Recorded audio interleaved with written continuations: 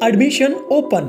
Welcome you DAV Dabwali CBSE affiliated English medium school. आज ही अपने बच्चे का उज्जवल भविष्य करें सुरक्षित।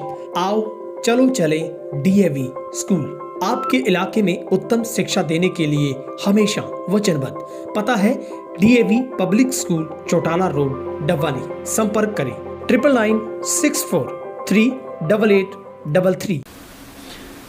नमस्कार, तेज हरियाणा पर आप सभी का बहुत बहुत स्वागत है। और आज हम स्पेशली चर्चा करेंगे सिरसा लोकसभा चुनाव में हरियाणा की सबसे बड़ी हॉट सीट बन चुका है, जहां पर सीधे तौर पर जो मुकाबला है और जो कांटे की टक्कर है वो कुमारी सैलजा और भाजपा की ओर से अशोक तंवर के बीच में बताई जा रही है। लेकिन सबसे बड़ा पेच अभी भी कांग्रेस में टिकटों के ऐलान को लेकर है और हरियाणा कांग्रेस के उम्मीदवारों की सूची कहाँ अटकी है।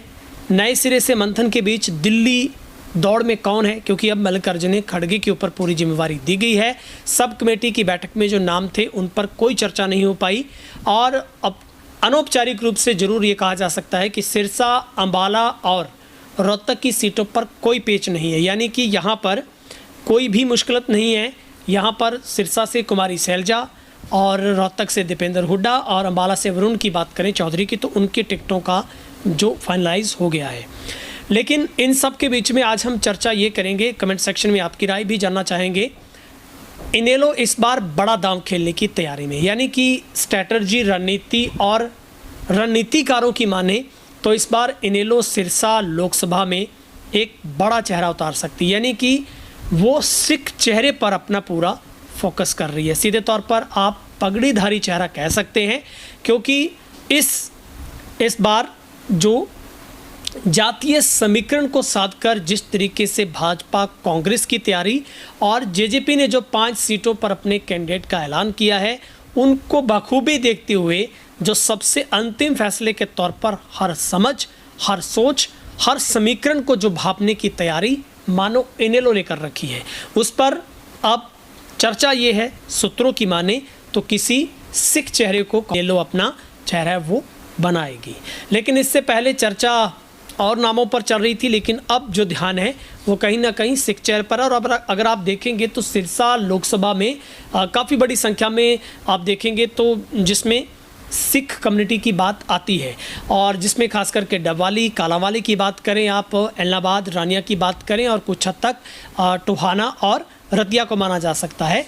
तो इन इलाकों को पंजाबी बहुल्य में रखा जाता है और लंबे समय से मांग भी रही है कि यहाँ पर पंजाबी चेहरे को उतारा जाए। और इसका सबसे बड़ा उदाहरण था जब पिछला जो चुनाव था, इनेलो की तरफ से जो कैंडिडेट थे उस वक्त रोडी, उनको एक पगड़ीधारी को टिकट देकर इनेलो ने कामयाबी हासिल की थी, लेकिन उनके बाद उन्होंने एनएलडी को छोड़ दिया और आखिरी जो अटकलों के बीच में नाम कुमारी सैलजा का फाइनल हो गया।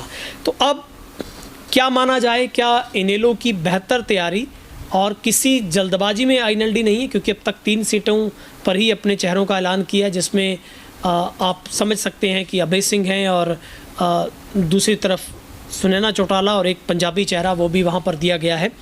लेकिन जेजेपी ने अपने 5 सीटों पर फजलपुरिया से लेकर रमेश खटक को एक सबसे बड़े दलित चेहरे के तौर पर उनको यहाँ पर जो कि धानक समाज में बहुत बड़ी उनका प्रभाव माना जाता है और वो 3 बार विधायक रह चुके हैं और दूसरी बात है कि वो पहलवान भी हैं। तो जेजेपी ने जहाँ पर अपना काम सेट किया, तो क्या ऐसे में देखा जा सकता है कि कांग्रेस और भाजपा का खेल जेजेपी और इनेलो बिगाड़ सकती है?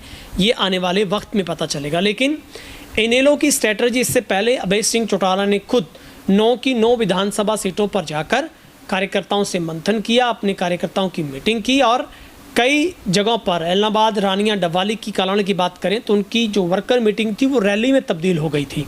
तो अच्छा खासा रुझान है वो एनएलडी को मिला इस बार।